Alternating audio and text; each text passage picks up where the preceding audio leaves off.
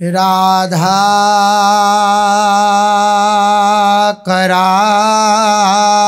करावचित पल्लव वल्लरी के राधा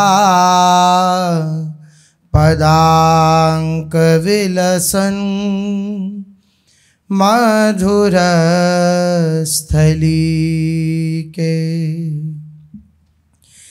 राधा यशो मुखरमात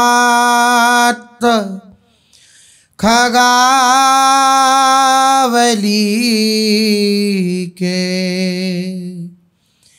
राधा विहार विपिने रमता मनो में प्रेमानंदोत्पुलकित गात्रौ विद्युद्धाराधर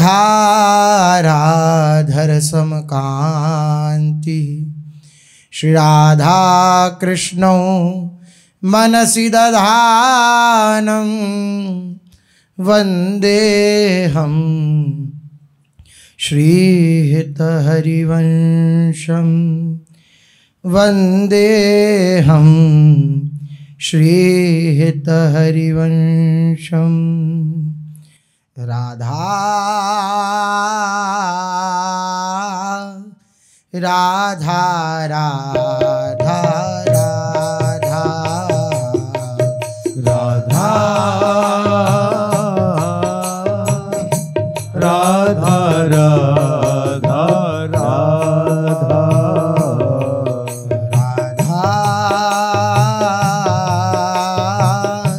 राधा राधा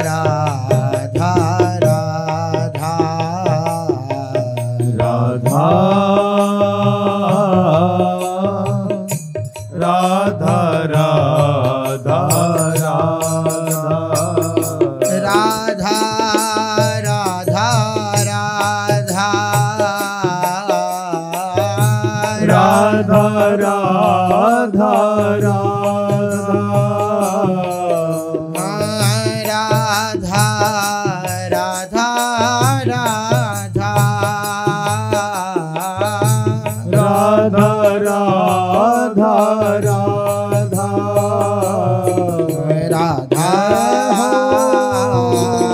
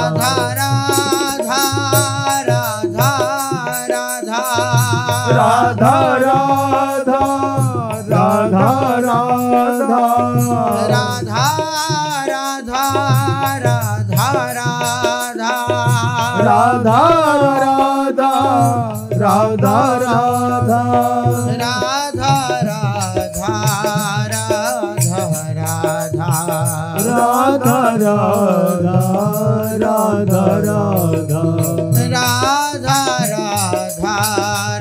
राधा राधा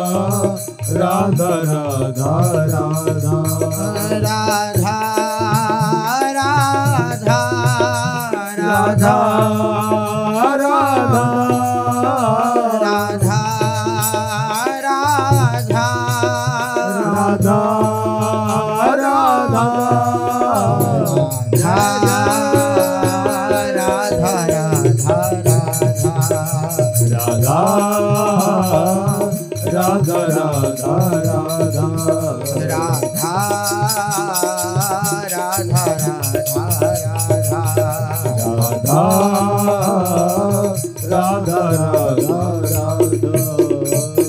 श्री राधा वल्लभ लाल की, महाप्रभु श्री हरिवंश चंद्रजू महाराज की, श्री सद्गुरुदेव भगवान की जय। रसघन मोहन मूर्ति ठाकुर श्री राधा वल्लभ लाल जू, अनंतानंत सखियों की प्राण सजीवन मूरी श्री लाडली जू एवं इन युगल स्वरूपों को हृदय में नित्य नवीन रूप से दुलार करने वाले श्री सद्गुरुदेव भगवान के श्री चरणों में दंडवत प्रणाम है। जिन उपासकों ने अपने जीवन को नाम में बना लिया है कि मेरा सर्वस्व नाम है, राधा नाम है जीवन हमारा, राधा नाम प्राणाधार है, हमारे प्राणों का आधार, हमारा जीवन, हमारा सर्वस्व ये नाम है, वह निहाल हो गया। जिसने भगवान के नाम का आश्रय लिया, जो भगवान की शरण में गया, जिसने भगवान को पुकारा, वे सब निहाल हो गए, सब आनंदित हो गए, सबने अपने जीवन के लाभ को पा लिया। जिसने नाम का आश्रय ले लिया, नाम के सहारे हो गया। सुमिरि पवन सुत पावन नामू, अपने बस करी राखे रामू। भगवान के नाम का आश्रय लेने मात्र से प्रभु को बस में कर लिया श्री हनुमान जी महाराज ने। ये नाम का प्रभाव है। नाम डोरी है और भगवान पतंग है। अगर डोरी हाथ में है तो पतंग कहीं भी नहीं जाएगी। कहाँ जाएगी पतंग? तेरे हाथ में है डोर, बन नाचे नटनी को वाली नंद को किशोर। रास में गाते हैं रासाचार्य जन। अगर हाथ में डोरी है तो पतंग कहीं नहीं जाएगी।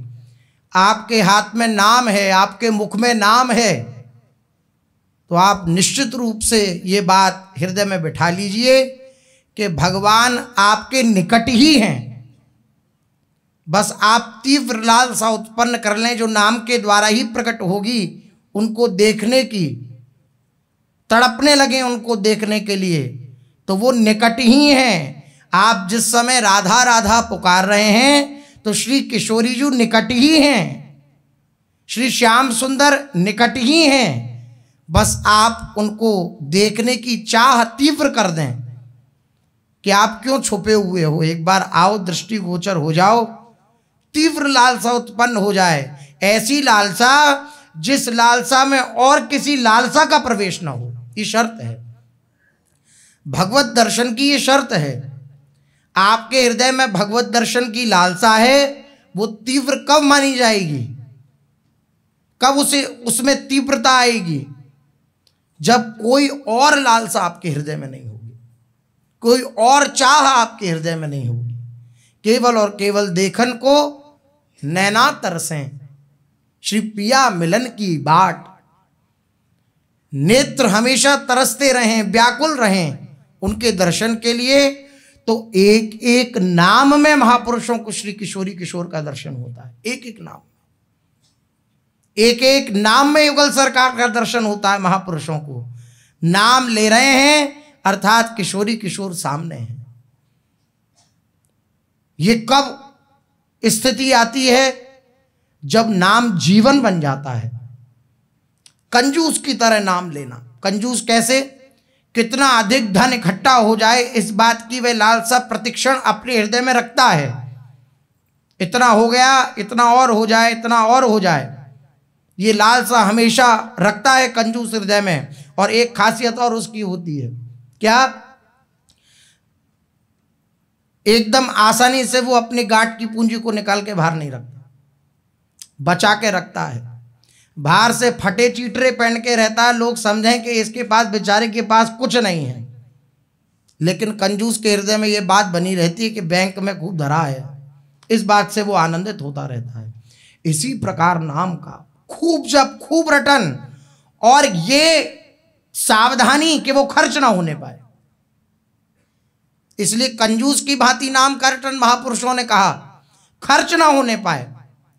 खर्च कैसे हो जाता है? हम जब अन्य कामनाएं अपने हृदय में धारण कर लेते हैं, हमारी इस कामना की पूर्ति हो जाए, हमारी ये इच्छा पूर्ति हो जाए, हमारी ये बात बन जाए, हमारा ये सब रुका हुआ है कार्य ये बन जाए, ये हो गया नाम का खर्चा। आपने नाम को व्यय कर दिया।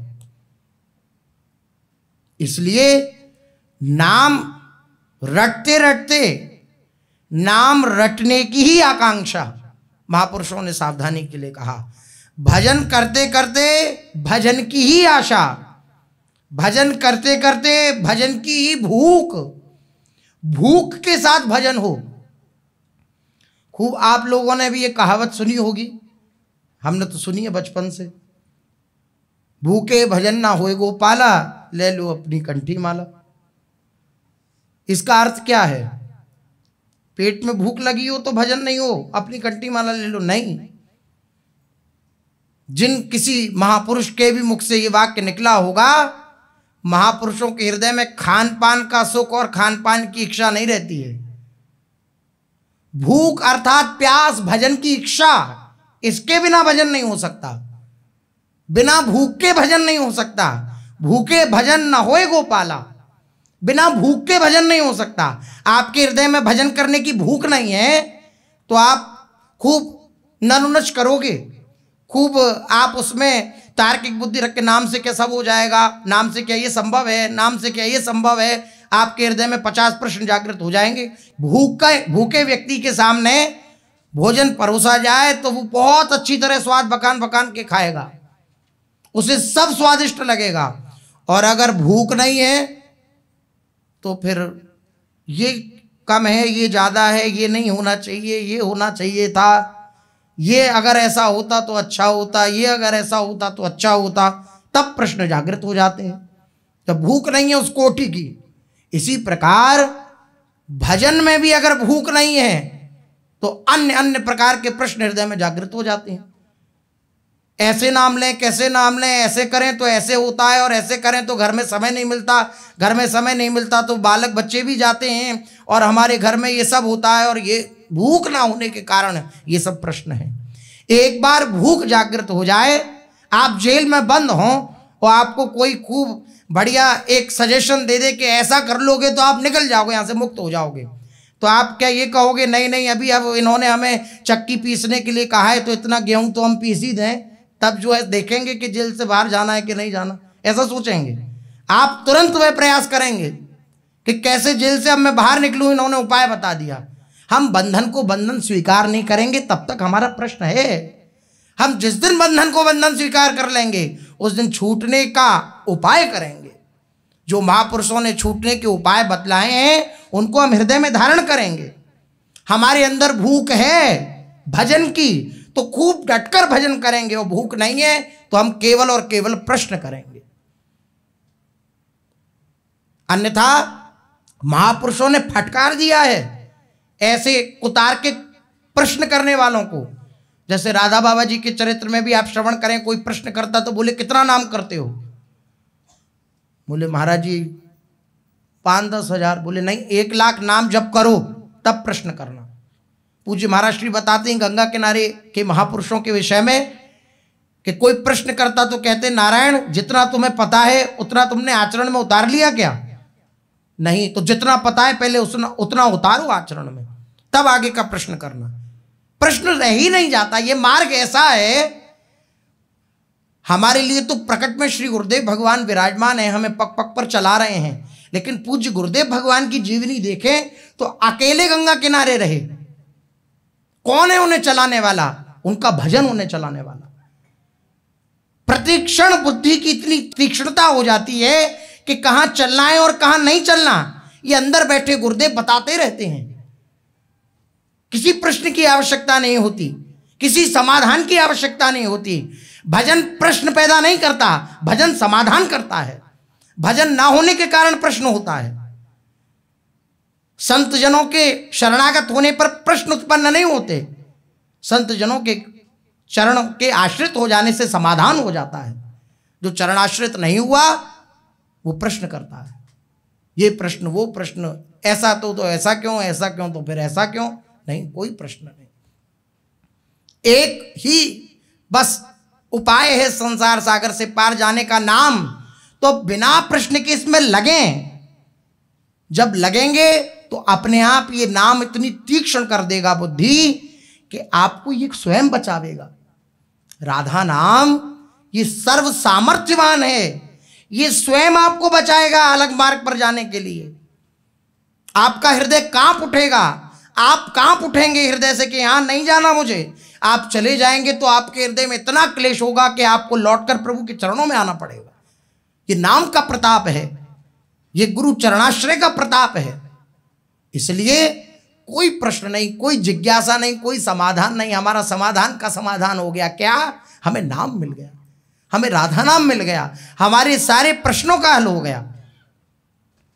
एक महात्मा बहुत प्रश्नोत्तरी करते तो उनके शिष्य उनसे बोले कि आप जो है उत्तरों से भरे हुए हैं और मैं प्रश्नों से भरा हुआ हूं। बोले नहीं, मैं उत्तरों से नहीं भरा हुआ हूं, मैं खाली हो गया हूं। तुम्हारे प्रश्न हैं तब मेरे हृदय में उत्तर जागृत होता है। मैं खाली हो चुका हूं, मेरे हृदय में कोई उत्तर नहीं है, ना कोई प्रत्युत्तर है। तुम प्रश्न करते हो तब, और तुम अभी कोरे हो, इसलिए तुम्हारे हृदय में प्रश्न है। अन्यथा साधु की शरण में आने के बाद प्रश्न ही समाप्त हो जाते हैं। साधु प्रश्न जागृत नहीं करता, साधु प्रश्न का समाधान कर देता है। ये विचित्रता होती है, कोटि होती है महापुरुषों की। अब जब तक हमारे हृदय में प्रश्न है तब तक ही समझ लीजिए कि आपके हृदय में अभी भूख नहीं है। भूख जागृत करें भजन के लिए, नाम के लिए। कंजूस की तरह नाम का रटन, खूब राधा राधा राधा राधा राधा राधा रट रहे हैं तो कोई प्रश्न नहीं रह जाएगा। सच मानिए, कोई प्रश्न नहीं रह जाएगा। आपको नाम ऐसे बचाएगा कि जब आप बच जाएंगे तब आपको होश आएगा कि अरे मैं बच गया, कहां भटक रहा था। अरे बड़ी विचित्र कोटि की स्थिति होती है गुरु चरणाश्रय से। आप जिससे प्यार करेंगे उससे भगवान नहीं मिलने देंगे, और आपसे जो प्यार करेगा उससे भी भगवान नहीं मिलने देंगे। ऐसे बचाते हैं। आपके प्रति जो भावना रखता है आपकी उसके प्रति भावना जागृत नहीं होगी, और आप जिसके प्रति भावना रखोगे उसकी आपके प्रति भावना जागृत नहीं होगी। ऐसे भगवान बचाते हैं। बलिहारी है भगवान की करुणा की कि अगर ऐसा उनका स्वभाव ना हो तो कौन बच पाए। तब समझ में आता है कि अच्छा, जो राधा बाबा जी कहते हैं कि इनका जलनुआ स्वभाव है उसका रहस्य है। ये दूसरिया पसंद नहीं करते, दूसरे को पसंद नहीं करते। मेरा हो गया, मेरा कहला लिया, अब किसी को तू मेरा कहे तो देख मैं कितने विघ्न उत्पन्न करूंगा। देख तू कितने विघ्न उत्पन्न करूंगा, तेरे को हार के कहना ही पड़ेगा, नहीं ये मेरा नहीं, आप ही मेरे हो। ऐसे कर देते हैं भगवान, ऐसी स्थिति पैदा कर देते हैं भगवान। तो ये क्या है? उनकी करुणा है। आप बिल्कुल खाली होकर के उनकी शरण में आ जाएं, कोई आपके हृदय में कोई प्रश्न चिन्ह न रहे, केवल जो वह कह रहे हैं मच्चित्ता मदगत प्राणा ऐसे बन जाएं। उनके चरणों में रहकर उनका ही स्मरण करते रहें, नाम का रटन करते रहें, तो पल पल में आपकी संहार करते हैं। और निरंतर नाम रटन की तो बात छोड़िए, एक बार भी झूठे को उनकी कोई शरणागत हो जाता है, क्योंकि निरंतर नाम रटन में तो एक हेतु हो जाएगा कि इतना करे तभी तो वो करुणा करेंगे, तभी तो वो बचाएंगे। नहीं, आप उनके सामने हो, आप उनके सन्मुख हो, वो आपको प्रतिक्षण बचाएंगे। एक बार आपने उनके सामने कह दिया ना, हे नाथ मैं आपका, तो शक्रदेव प्रपन्नाय तवास्मीति च याचते अभयम सर्वभूतेभ्यो ददाम्येतत् व्रतम मम। मेरा व्रत है, प्रतिज्ञा है। भगवान श्री राम के वचन हैं, वाल्मीकि रामायण। भगवान कह रहे हैं एक बार मेरी शरण में आकर के किसी ने कह दिया हे नाथ मैं आपका हूं, मेरा आपके सिवा कोई नहीं है, तो मैं सारे संसार से उसे अभय प्रदान कर देता हूं। उसे कहीं भी कोई भय नहीं रह जाता, कोई क्लेश नहीं रह जाता। अब निरंतर हम नाम का रटन करें, हमारे सारे प्रश्न खत्म हो जाएंगे। खूब रटें, खूब रटें। जितना सामर्थ्य भगवान ने दिया है उसके अनुसार खूब सामर्थ्य लगा के रटें, जब सामर्थ्य नहीं रह जाएगी तो आपको रटना नहीं पड़ेगा, स्फुरित होगा, अपने आप स्फुरित होगा, अपने आप भगवान का चिंतन स्फुरित होगा। वो स्वयं आकर के अपना चिंतन देंगे, अर्थात वो स्वयं चिंतन रूप में प्रकट हो जाएंगे आपके हृदय में। सच मानिए, आप एकांत होंगे, हो सकता है आपकी विषय वृत्ति बहुत आपके ऊपर हावी हो रही हो, लेकिन उस विषय वृत्ति में भी बीच में आकर प्रभु अपना हाथ, अपना हस्त कमल दिखाएंगे, बोले मैं यही हूं, मेरा चिंतन कर। जहां जहां भक्तन को कछु परत है संकट आन, तहां तहां आपुन बीच है धरत अभय को पान। वहां वहां प्रभु बीच में आकर के अपने अभय चरणारविंदों का आश्रय ग्रहण करा देते हैं, कहीं भी संकट में हम हो तो। इसलिए इन्हीं का आश्रय, इन्हीं के नाम का रटन, खूब जोर से रटन, उठते बैठते, खाते पीते, चलते हुए, जैसे बने तैसे, कम से कम बोलकर, अपना काम चलाकर, और निरंतर नाम का स्मरण, नाम का रटन, उनकी स्मृति, तो बात बन जाएगी। राधा मेरी संपदा, जिए की जीवन मूल, राधा राधा रट सदा, रोम रोम अनुकूल। प्रतिक्षण श्री किशोरी जी को अपना मानकर श्री किशोरी जी का नाम स्मरण, राधा राधा राधा मेरी संपत्ति और कोई नहीं है, श्री लाडली जी का नाम है। ये आपको हृदय से मानना पड़ेगा। इसकी कसौटी संसार की किसी भी ऐश्वर्य संपत्ति का अगर विनाश हो जाए तो आपके मुख पर मुस्कुराहट होनी चाहिए, प्रसन्नता होनी चाहिए, क्योंकि आपकी निज संपदा तो श्री किशोरी जी का नाम है, श्री लाडली जी का नाम है। इसलिए किसी भी विपरीत परिस्थिति में बिल्कुल भी किसी प्रकार का कोई भी हृदय में भावना ये उत्पन्न नहीं होनी चाहिए कि ये क्या हो गया। हमारा सर्वस्व राधा नाम है, हमारा सर्वस्व श्री किशोरी जी हैं, उनसे हमारी बनी रहे, बाकियों से बिगड़ जाए तो कोई मतलब नहीं। हमारे इष्ट गुरु हमारे पक्ष में हैं तो फिर कोई भी संसार का कोई व्यक्ति उसका कुछ नहीं बिगाड़ सकता, क्योंकि जिस पर श्री ठाकुर जी की कृपा होती है, ताई सदा शुभ कुशल निरंतर, सुर नर मुनि प्रसन्नता ऊपर, सोई विजयी विनयी गुण सागर, जासु सुजस त्रय लोक उजागर।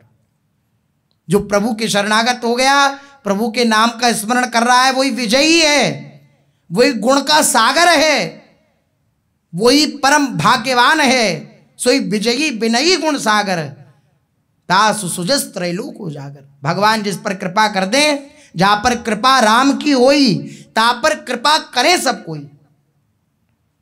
प्रगट में भले ही दिखाई दे कि विरोध भाव उत्पन्न करते हैं, लेकिन एक ना एक दिन महापुरुषों के सामने घुटने टेकने ही पड़ते हैं। ये महापुरुषों का प्रभाव होता है, उनके प्रभाव से कोई नहीं बच पाता। उनका प्रभाव जब जागृत होता है तो अच्छे अच्छों को कदमों में झुका देता है। इसलिए केवल और केवल ऐसे प्रभु का आश्रय।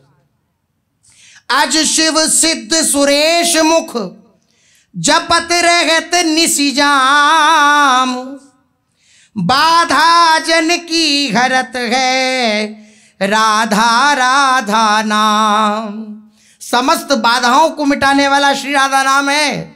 हम राधा राधा रट रहे हैं, अर्थात हमारे जीवन में अब कोई बाधा नहीं रह जाएगी, सारी बाधाएं नष्ट हो जाएंगी राधा राधा रटने से, केवल राधा राधा नाम आश्रय लेने से। आज ब्रह्मा जी, भगवान शंकर, सिद्ध जन भी, बड़े बड़े जन भी निरंतर निशिजाम दिन रात्रि श्री राधा नाम का रटन करते रहते हैं। इसलिए सर्वोपरि श्री राधा नाम है, सर्वोपरि लाडली जू का नाम है। बड़ी विलक्षण महिमा श्री कबीरदास जी का एक दोहा है, कबीरा धारा आगम की। बड़ा रहस्यमय दोहा है ये। कबीरा धारा आगम की, सतगुरु तई बताए, उलटता ही पढ़िए सदा, स्वामी संग लगाए। ये जो धारा है अगम की, इस तक कोई इस धारा तक पहुंच नहीं सकता, ये सदगुरु ने मुझे बताई है। कौन सी धारा? तो कबीरदास जी कह रहे हैं उलटता ही पढ़िए सदा, धारा को उल्टा पढ़िए राधा। कबीरा धारा अगम की सतगुरु दई बताए। मेरे सतगुरुदेव ने मुझे ये रहस्य बतलाया है, इस रहस्य तक कोई पहुंच नहीं पाया। बोले क्या? बोले उलटता ही पढ़िए सदा, सदा इसको उल्टा करके पढ़िए, अर्थात धारा को उल्टा करिए। धारा धारा धा राधा राधा राधा राधा राधा राधा, राधा में आ गए। और बोले कैसे नाम का रटन करें? बोले स्वामी संग लगाए, श्री युगल सरकार के सहित युगल का नाम जप करिए, स्वामी संग लगाए। श्री ठाकुर जी के सहित श्री लाडली जी का नाम का रटन करिए। और राधा नाम में दोनों विराजमान है।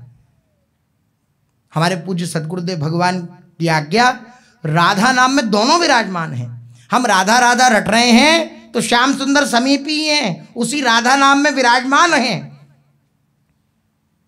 धारण करने वाले श्री कृष्ण हैं।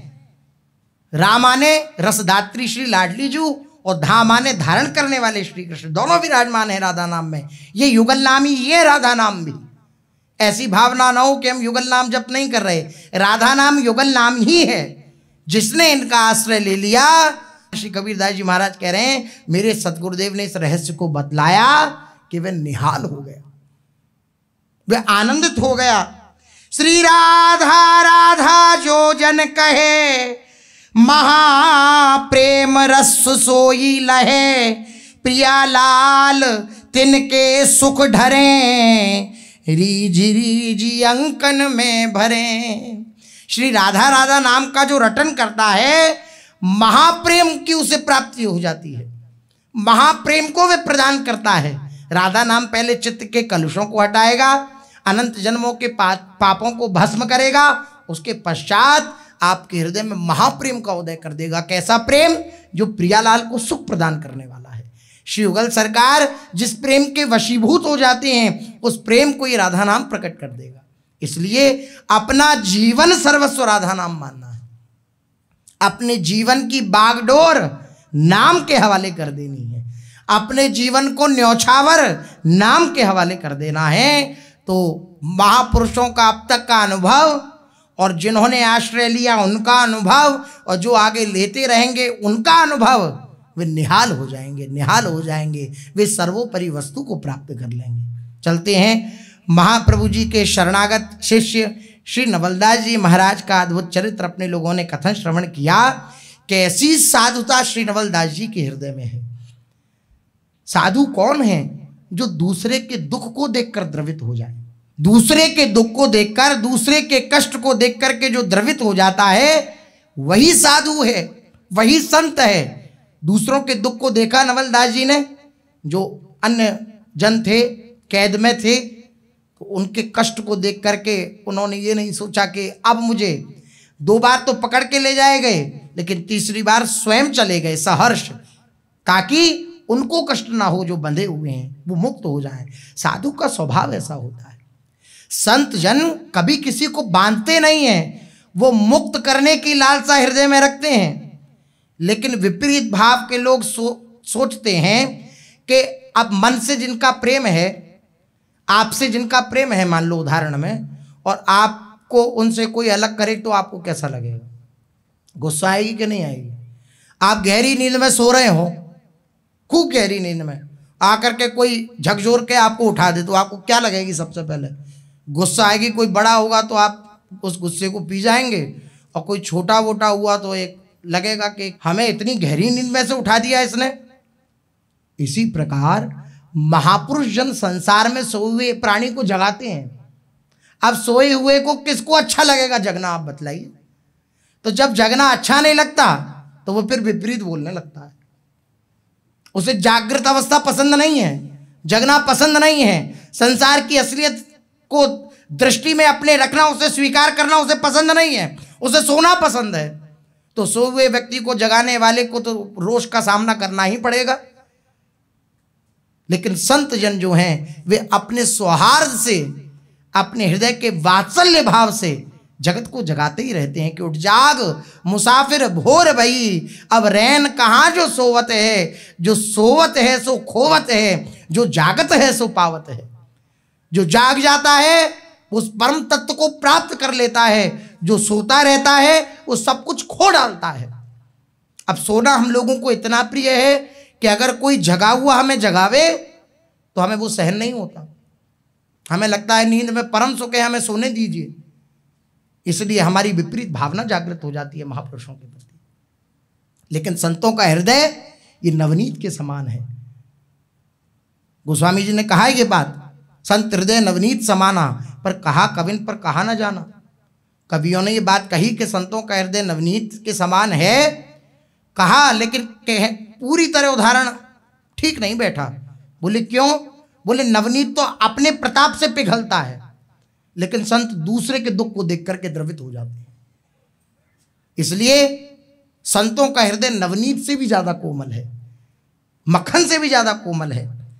क्यों ना हो, स्वयं माखन चोर उनके हृदय में विराजमान रहते हैं, तो क्यों ना हो उनका ही स्वभाव महापुरुषों में उतरता है, प्रभु का ही स्वभाव महापुरुषों में उतरता है।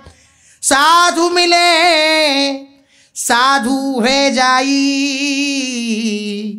साधु मिले सब साध पुजाई।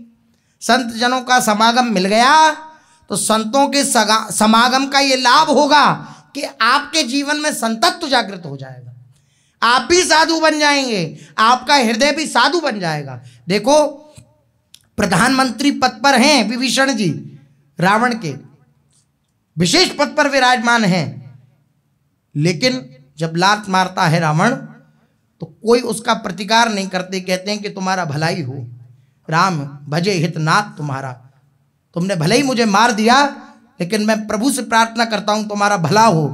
तो भगवान शंकर कैलाश पर्वत पर बैठ करके माता पार्वती से कहते हैं कि उमा संत की यही बढ़ाई, मंद करे जो करे भलाई। उसने प्रतिकार किया, मारा, लेकिन देखो ये संतत्व है। अब विभीषण जी क्या कोई संत वेश में है? नहीं, एक राजसी वेश में है, लेकिन जो संत जो वाकई स्थिति है, किसी के भी हृदय में जागृत हो सकता है संतत्व। तो साधु की शरण जो होता है वो साधु बन जाता है, अर्थात उसका स्वभाव साधु के समान हो जाता है। उसका स्वभाव जो उसका पूर्वकृत स्वभाव था वह मिट जाता है और संत जैसा उसे बनाना चाहते हैं वैसा बन जाता है। साधु मिले साधु है जाई, साधु मिले सब साध पुजाई। श्री नवलदास जी का चरित्र वर्णन करके और फिर श्री भगवत मुद्रित जी ने साधुओं की महिमा कही कि साधुओं की महिमा कैसी होती है, क्योंकि साधुता देखी नवलदास जी के जीवन में तो भगवत मुद्रित जी पे रहा नहीं गया, उन्होंने साधुओं की महिमा कहना प्रारंभ कर दिया। साधु मिले साधु है जाई, साधु मिले सब साध पुजाई, साधु मिले परमारथ होई, साधु न समझे स्वार्थ कोई। साधुओं के संग से मनुष्य साधु हो जाता है। पारस में और संत में यही अंतर्जान, वो लोहा कंचन करे और ये करें आप समान। पारस में और संत में यही एक भेद है कि पारस लोहे को छू करके स्वर्ण बना देती है, लेकिन पारस नहीं बना पाती। पारस प्रकट नहीं कर सकती, पारस स्वर्ण बना सकती है लेकिन पारस नहीं बना सकती। लेकिन संत जन अगर किसी के हृदय को छू जाएं, अर्थात उनके वाक्यों को हृदयंगम कर ले, तो वे साधु बन जाता है। साधु जिसको स्पर्श कर लें, जिसको देख लें, जिसको हृदय से स्वीकार कर लें, वे साधु बन जाता है, उसका हृदय भी साधु बन जाता है, उसकी सारी इच्छाएं पूर्ण हो जाती हैं। साधु के संग से मनुष्य परमार्थ को समझने लगता है, लेकिन कब समझने लगता है इसमें भी रहस्य है। पूर्ण श्रद्धावान ही, जिसके हृदय में पूर्ण श्रद्धा है संतों के प्रति, वही उनका लाभ उठा पाता है। अन्य छोटी श्रद्धा वाले या अश्रद्धालु उनका लाभ नहीं उठा पाते। जिनकी श्रद्धा निम्न है, मतलब दृढ़ श्रद्धा नहीं है जिनकी, वो उनका लाभ नहीं ले पाते। संतों की पूर्ण लाभ वृत्ति अगर कोई धारण करना चाहता है तो एक ही उपाय है, पूर्ण श्रद्धा से उनकी शरण में होना। अगर वो दिन को रात कह दें तो रात मान लिया जाए, वो रात को दिन कह दें तो दिन मान लिया जाए। ऐसी श्रद्धा, तब लाभ उत्पन्न होता है। ऐसा समर्पण होने पर तब लाभ मिलता है परमार्थ का, जो उनकी शरण में आता है। साधु मिले परमार्थ होई, साधुओं के संग से, संतों के संग से मनुष्य परमार्थ को समझने लगता है और उसकी स्वार्थ बुद्धि नष्ट हो जाती है। उसकी जो स्वार्थ बुद्धि होती है, दूसरों से कैसे मैं हड़पूं, ये बुद्धि नष्ट हो जाती है। साधु पुरुष सदैव मृदुवाणी बोलते हैं और साधुओं की रीति भांति को साधु ही समझ पाते हैं। संतों की गतिमति को कोई संत हृदय ही समझ पाता है, कोई साधारण व्यक्ति उन्हें नहीं समझ सकता। साधुन की गति साधु जाने, संतों की जो गति है, आचरण है, जो उनके वाक्य हैं, उनको कोई संत हृदय ही समझ सकता है। संतों का हृदय ही जान सकता है उन्हें, और वह जिन्हें जनाना चाहें वह जान सकते हैं, और कोई नहीं जान सकता। पर दुख दुख पर सुख सुखी, भगवत हरिजन सोए, राधा वल्लभ तिन्हि को सदा सहायक होए। दूसरे के दुख में दुखी और दूसरे के सुख में सुखी रहने वाले जो संत जन हैं, वही हरि के निज जन हैं। उन्हीं से राधा वल्लभ लाल प्रसन्न होते हैं और उन्हीं के राधा वल्लभ लाल सहायक होते हैं। कैसे संत होते हैं? दूसरे के दुख में दुखी रहने वाले। संतों का जो भाव है, संतों की जो हृदय की बात है, वो कभी किसी से द्वेष नहीं रखते हैं। उनके जीवन में ऐसा थोड़ी है कि स्वार्थ, संसारी स्वार्थ हो, किसी के प्रति द्वेष भाव नहीं होता। क्यों नहीं होता? निज प्रभु में देखें जगत, तो कैसन करें विरोध। संतों के द्वारा किसी का प्रतिकार नहीं होता, किसी से द्वेष नहीं होता। हां, सावधान किया जा सकता है। जैसे संतों का स्वभाव आप समझ लीजिए। पूज्य सद्गुरुदेव भगवान की वाणी, किसी ने शिष्यत्व स्वीकार किया, शिष्य बना, उसने हमारे प्रति गुरु भाव रखा, तो अब हमारा कर्तव्य है कि उसको सद्मार्ग दिखाना।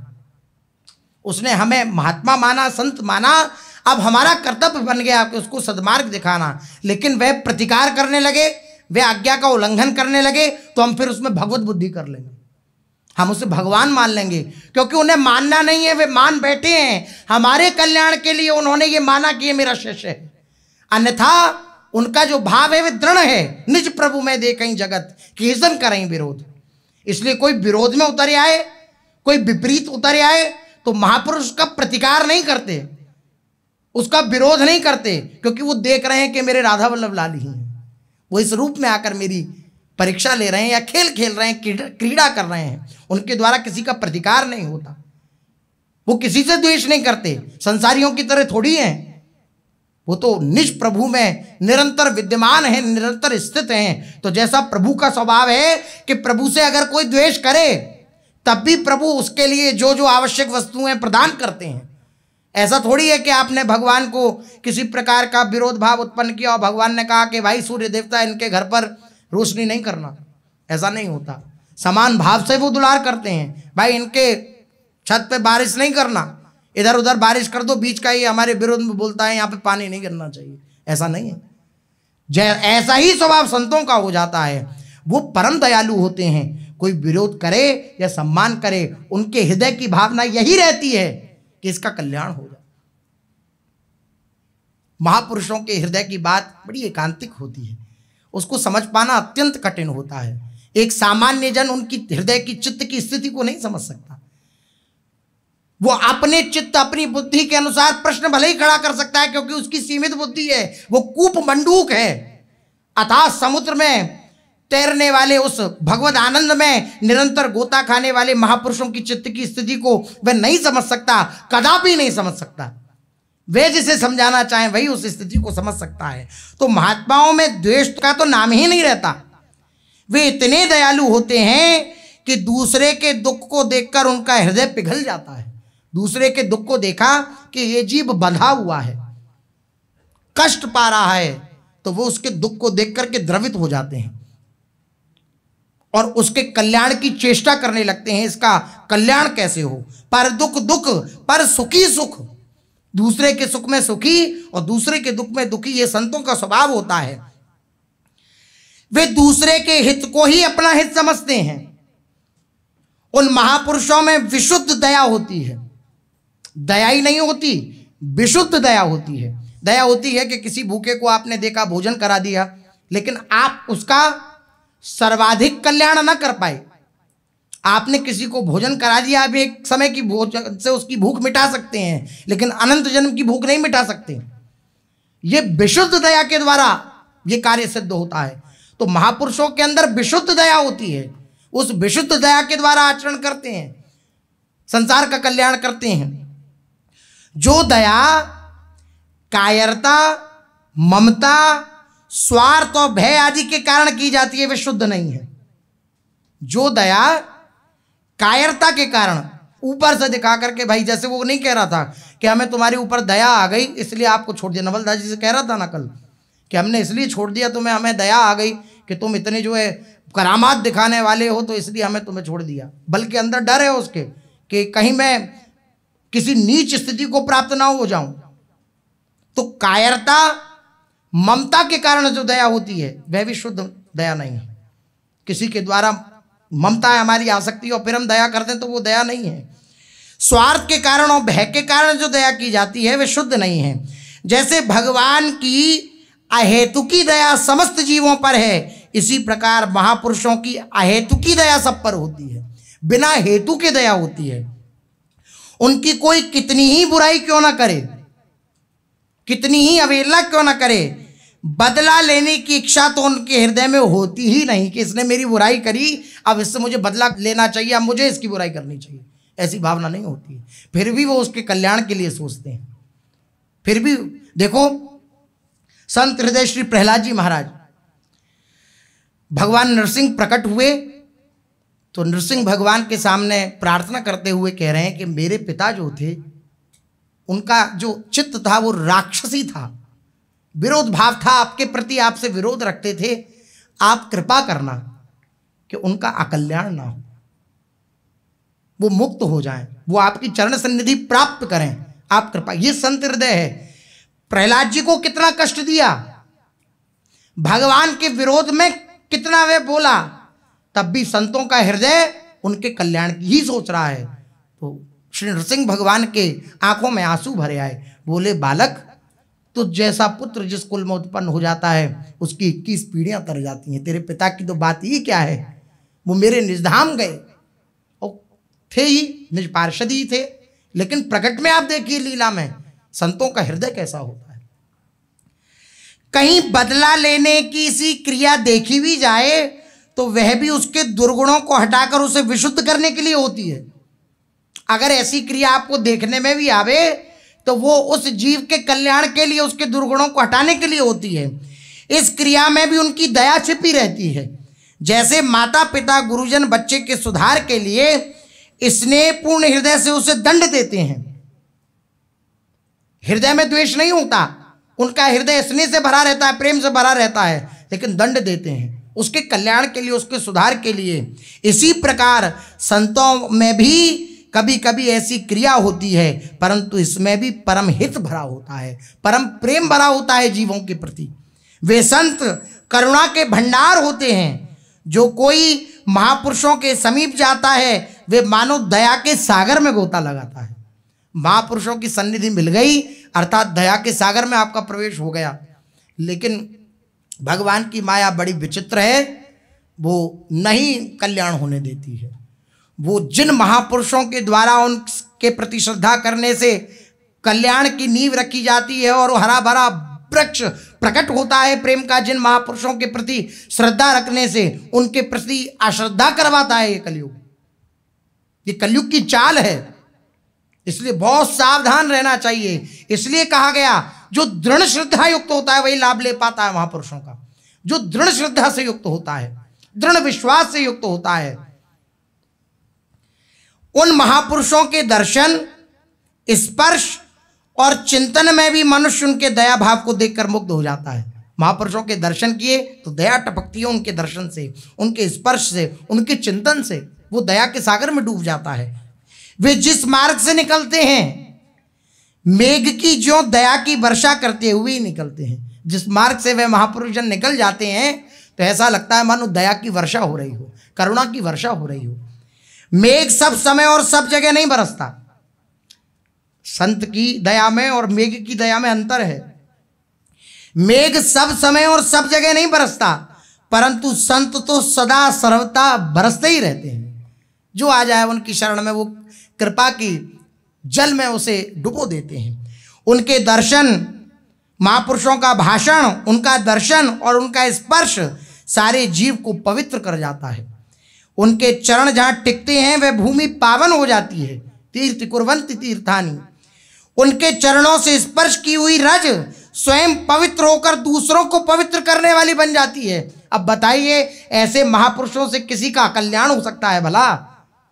किसी का मंगल हो सकता है? उनकी एक एक चेष्टा, वे जहां चल जाएं, जहां देख लें, जहां स्पर्श कर दें, वहां परोपकार ही परोपकार होता है, उपकार ही उपकार होता है जीव कल्याण का, इस जगत का। उनके द्वारा देखे हुए और स्पर्श किए हुए पदार्थ पवित्र हो जाते हैं। इसलिए महापुरुषों की दृष्टि का महिमा गायन किया गया शास्त्रों में कि आप महापुरुषों की दृष्टि में आए। आप दृष्टि में आएंगे तो आपके पाप नष्ट हो जाएंगे, आप पवित्र हो जाएंगे। इसलिए महापुरुषों के दर्शन का लाभ है। फिर उनके कुल की विशेषताओं ने जन्म देने वाले माता पिता की तो बात ही क्या है, वह तो निजधाम में ही पधारते हैं। ऐसे महापुरुष जिस देश में जन्मते हैं और शांत होते हैं, वे देश तीर्थ बन जाते हैं। जहां उन्होंने अपना शरीर छोड़ा या जहां प्रकट हुए, वह देश भी तीर्थ बन जाते हैं। आज तक जितने तीर्थ बने हैं वे सब परमेश्वर और परमेश्वर के भक्तों के निमित्त से ही बने हैं। या तो भगवान का या भगवान के जनों का कोई ना कोई लीला हुई है, वहीं तीर्थ बने हैं। इतना ही नहीं, सब लोगों को पवित्र करने वाले तीर्थ भी उनके चरण स्पर्श से पवित्र हो जाते हैं। तीर्थी कुर्वन्ति तीर्थानि, तीर्थ में गए महापुरुष, उनके चरण रज पड़ी, उनके चरण पड़े तो उस तीर्थ में तीर्थत्व जागृत हुआ। तीर्थों में एक अपनी सामर्थ्य होती है। वे सामर्थ्य जब पापी जन जाते हैं उन तीर्थों में, जिनके जीवन में बहुत दुराचार होता है, शास्त्र विरुद्ध आचरण होते हैं, तो तीर्थों की क्षमता कम हो जाती है। उन तीर्थों की क्षमता को पुनः जागृत करने के लिए महापुरुषों की चरण रज होती है। महापुरुषों ने अपने चरण पधराए तो उन तीर्थों का तीर्थत्व पुनः जागृत हो जाता है। श्री नारद जी महाराज जब श्री भक्ति देवी के पास गए हैं श्रीमद् भागवत के महात्म्य में, तो वहां पे वर्णन आया कि जो द्वेष करने वाले हैं, विरोध भाव रखने वाले हैं, पापी हैं, दुराचारी हैं, शास्त्र विरुद्ध आचरण करने वाले हैं, ऐसे लोग तीर्थ जाने लगे। इसलिए तीर्थों का सार चला गया। तीर्थ सारस ततोगतः, तीर्थों का सार चला गया। तीर्थों का जो महिमा थी वह चली गई। इसलिए इस महिमा को पुनः जागृत करने के लिए संतजन उन तीर्थों को तीर्थत्व प्रदान करने के लिए जाते हैं। धर्मराज युधिष्ठिर महात्मा विदुर से कहते हैं महाभारत, भगवत विधा भागवतास्तीर्थ भूता स्वयं विभो तीर्थि कुर्वन्ति तीर्थानि स्वान्तस्थेन गताभृता।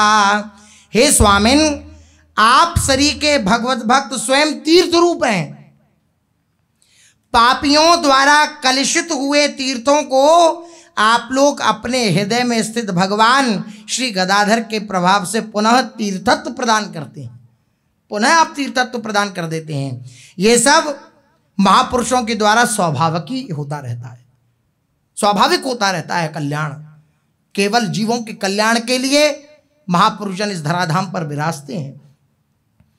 भगवान तो भजने वालों को भजते हैं, जो उनका भजन करता है। ये तामाम प्रपद्यन्ते तांस तथैव भजाम्य हम, जो मुझको जैसे भजता है मैं उसे वैसे भजता हूँ। भगवान तो भजने वालों को भजते हैं, परंतु वे दयालु संत नहीं भजने वालों का, यहाँ तक कि गाली देने और अहित करने वाले का भी हित ही करने में तुले रहते हैं। हमेशा उनके हृदय की बात यह रहती है कि भले ही मुझे गाली दे रहा है लेकिन इसका कल्याण होना चाहिए। इसलिए संतों को भगवान से भी ऊपर माना गया। कुल्हाड़ी चंदन को काटती है, पर चंदन उसे स्वाभाविक ही अपनी सुगंध दे देता है। कुल्हाड़ी चंदन को काटती है, लेकिन कुल्हाड़ी में चंदन की सुगंध आ जाती है। ये संतों का प्रभाव होता है। कोई गाली दे, कुछ करे, लेकिन संतों का प्रभाव होता है कि वो उसको कल्याण के मार्ग पे ही अग्रसर करने की चेष्टा करते हैं। काटे परसु मलय सुनि भाई, निज गुण देई सुगंध बसाई। प्रहलाद, अम्बरीश आदि के इतिहास उसमें प्रमाण है। अतएव विनोद में भक्त को भगवान से बढ़कर बतलाना युक्ति ही है। संत जन सुरसरी और सुरतरु से भी विशेष उपकारी हैं। सुरसरी गंगा और सुरतरु कल्प वृक्ष, इससे भी अधिक विशेष उपकारी हैं। गंगा और कल्प वृक्ष उनके शरण होने पर क्रमशः पवित्र करते हैं। गंगा जी की कोई शरण में जाए, कल्प वृक्ष की कोई शरण में जाए तो उसे पवित्र करते हैं, मनोरथ पूर्ण करते हैं उनका। परंतु संत तो इच्छा करने वाले और न करने वाले सभी के घर स्वयं जाकर उनके इस लोक और परलोक के कल्याण की चेष्टा करते हैं। स्वयं घर जाते हैं या उनकी वाणी घर जाती है, उसके द्वारा कल्याण करते हैं संत जन। इस पर यदि यह कहा जाए कि संत जब सबका कल्याण करते हैं तो सबका हो क्यों नहीं जाता? संत जन सबका कल्याण करने की चेष्टा करते हैं तो सबका कल्याण हो क्यों नहीं जाता फिर? तो इसका रहस्य यह है, उत्तर यह है कि सामान्य भाव से संत ने जिन लोगों की भेंट हो जाती है उन सभी का हित होता है। सामान्य भाव से जिनकी संतों से भेंट हो गई उन सबका हित होता है, परंतु विशेष लाभ प्राप्त करने के लिए सामान्य लाभ तो भेंट होने से प्राप्त हो जाता है। आपके कलुष, आपके पाप संस्कार भस्म होंगे, आपके पापाचरण का जो ये इकट्ठा जमा हुआ ये पाप पुंज है ये नष्ट हो जाएगा। लेकिन विशेष लाभ अगर प्राप्त करना है तो श्रद्धा और प्रेम होने पर विशेष लाभ प्राप्त होता है। संतों के प्रति पूर्ण श्रद्धा हो, दृढ़ श्रद्धा और विशेष प्रेम हो, संतों के प्रति समर्पण हो, तब विशेष लाभ प्राप्त होता है। यदि यह कहा जाए कि जबरदस्ती सबका हित संत क्यों नहीं कर देते? संतों का तो हृदय मक्खन से भी कोमल है, तो जबरदस्ती कर देना चाहिए संतों को। तो इसका उत्तर यह है कि जबरदस्ती कोई किसी का हित कर नहीं सकता, कभी कोई किसी का जबरदस्ती हित नहीं कर सकता। पतंग दीपक में जलकर मरते हैं, पतंगे। दयालु पुरुष उन पर दया करके उन्हें बचाने के लिए उस दीपक या लालटेन को बुझाकर उनका परम हित करना चाहते हैं कि इसको बुझा देते हैं दीपक को या लालटेन को, तो ये पतंगे नहीं जलाएंगे, परंतु वे पतंग जाकर दूसरे दीपक पर जलने लगते हैं, वहां जाकर जल मरते हैं। इसी प्रकार जिन लोगों को कल्याण की स्वयं की इच्छा नहीं होती उनका कल्याण करना बहुत कठिन हो जाता है।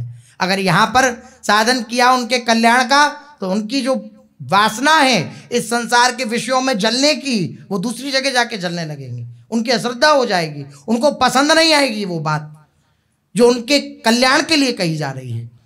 यदि यह कहा जाए कि श्रद्धा प्रेम करने वालों का तो विशेष कल्याण करते हैं और दूसरों को सामान्य भाव से करते हैं, तो इसमें विषमता का दोष आता है। इसका उत्तर यह है कि ऐसी बात नहीं है कि श्रद्धा करने वालों का कल्याण करे महापुरुष और जो श्रद्धा नहीं करते उनका कल्याण करते, इसमें विषमता आती है कि इसमें तो भेदभाव कर दिया। बोले ऐसी बात नहीं है।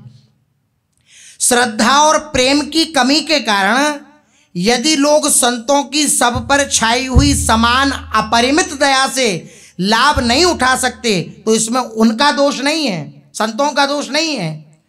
सूर्य सबको स्वाभाविक ही प्रकाश देता है, स्वभाव से प्रकाश देता है, सूर्य का स्वभाव है प्रकाश देना, परंतु उल्लू के लिए वे अंधकार रूप है। सूर्य की रोशनी में उल्लू को दिखाई नहीं देता, तो इसमें सूर्य की कमी है क्या? सूर्य का दोष है क्या? नहीं, उल्लू की प्रकृति की कमी है।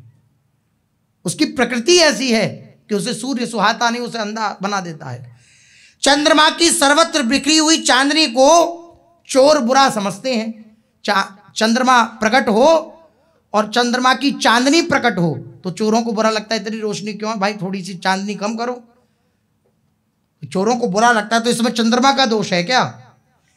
इसमें सूर्य चंद्रमा का कोई दोष नहीं है, वे तो सबका उपकार ही करते हैं। इसी प्रकार महापुरुष तो सभी का उपकार करते हैं, किंतु अत्यंत दुष्ट और नीच प्रकृति वाले मनुष्य उल्लू की भांति अपनी बुद्धिहीनता के कारण उनसे द्वेष करते हैं और चोर की भांति उनकी निंदा करके अनिष्ट फल को प्राप्त करते हैं। इनमें संतों का क्या दोष? संतों का कोई दोष नहीं है, आपके ग्रहण शक्ति का दोष है। यदि कहा जाए कि ऐसे दयालु पुरुषों से जब प्रत्यक्ष ही सबको परम लाभ है, तब सभी लोग उनका संग और सेवन करके लाभ क्यों नहीं उठा पाते? जब इनका प्रत्यक्ष दर्शन करने का लाभ है, इनके संग का लाभ है, तो सब लाभ क्यों नहीं उठा पाते? तो इसका उत्तर है कि वे लोग संतों के गुण, प्रभाव और तत्व को नहीं जानते। संतों के गुण को नहीं जानते, संतों के प्रभाव को नहीं जानते, और संतों के तत्व को नहीं जानते कि वो किस तत्व में स्थित हैं, इस बात को नहीं जानते। तत्व जाने बिना कोई लाभ नहीं ले सकता। एक श्वान था, उसने चीनी के घड़े में मुंह डाल दिया अपना, चीनी से लबालब भरा हुआ घड़ा था, उसमें मुंह डाल दिया चीनी खाने के लिए। इतने में खड़खड़ाहट की आवाज आई, कुत्ते ने भागना चाहा श्वान ने। इसी गड़बड़ में घड़ा फूट गया। घड़े की गर्दनी श्वान के गले में रह गई। घड़ा फूटा तो जो ऊपर का हिस्सा था वो श्वान के गले में ही रह गया। तो श्वान को कष्ट पाते देखकर अब वो भागा। जब खड़खड़ाहट सुनी तो वो भागा, उस गले में वो बंधा हुआ था, उसके वो लगा हुआ था घड़े का ऊपर का हिस्सा। अब वो भागा तो एक दयालु मनुष्य के हृदय में बात आई कि इसके गर्दन में ये बंधा हुआ है, बहुत कष्ट पा रहा होगा, ये अत्यंत कष्ट में होगा, तो लाओ इसके गले से ये निकाल दिया जाए। तो एक डंडा लेकर के, डंडे से निकालेंगे, तो डंडा लेकर के वो दौड़ा उसके पीछे, उसको बचाने के लिए कि इसकी गर्दन का कष्ट समाप्त हो जाए। तो एक दयालु मनुष्य हाथ में लाठी लेकर इसलिए श्वान के पीछे दौड़ा कि लाठी से घड़े की गर्दन तोड़ दी जाए तो श्वान का कष्ट दूर हो जाएगा, छूट जाएगा। अब श्वान ने अपने पीछे लाठी लिए दौड़ते हुए आदमी के असली उद्देश्य को तो जाना नहीं कि इनका उद्देश्य क्या है। मेरा कष्ट का निवारण इनका उद्देश्य है कि मेरा कष्ट छूट जाए, ये इनका उद्देश्य है। इस उद्देश्य को तो जाना नहीं, वो समझा कि मुझे मारने के लिए दौड़ रहे हैं, तो वो और जोर से दौड़ा। अब बताओ इस बात में उस मनुष्य की क्या गलती है? वह और भी जोर से भागा और उसका कष्ट दूर नहीं हो सका। इसी प्रकार महापुरुषों के तत्व को न समझकर उनकी क्रिया में विपरीत भावना कर सब लोग उनका लाभ नहीं उठा पाते हैं। वो सोचते हैं कि ये हमारे पीछे आ रहे हैं, इसका अर्थ यह है कि कोई ना कोई हमारा नुकसान कर देंगे, हमसे धन आदि ले लेंगे, हमारा वैभव हमसे ले लेंगे, हमारी सुख संपत्ति हमसे ले लेंगे, ऐसा वो भावना रखते हैं। और संतों के हृदय के उद्देश्य को वो नहीं समझ पाते हैं। संतों के हृदय के उद्देश्य को जिस दिन समझ ले तो रोते हुए संतों की शरण में आएंगे। सच मानिए, संतों के हृदय की बात को, संतों के हृदय की दया को अगर कोई समझ जाए तो रोते हुए उनकी शरण में आएगा कि आप कितने कृपालु हो, मैं तो भटक रहा था इस संसार में, लेकिन आपने मुझे बचा लिया, आपने मेरा कल्याण कर दिया, आपने मुझे बचा लिया। ऐसी बात है। दूसरों के दुख में दुखी होते हैं संतजन, दूसरों के दुख में दुखी होकर उसके कल्याण की चेष्टा करते हैं संतजन। ये तो हमारा दुर्भाग्य है कि हम उनकी कल्याणप्रद चेष्टाओं में भी दोष बुद्धि रखते हैं। इसलिए श्री नवलदास जी के चरित्र का विश्राम करते हुए श्री भगवत मुद्दित जी कह रहे हैं, पर दुख दुख पर सुख सुखी भगवत हरिजन सोई, राधा वल्लभ तिन्हि को सदा सहायक होई। शेष चर्चा आगे। श्री राधा वल्लभ लाल की जय।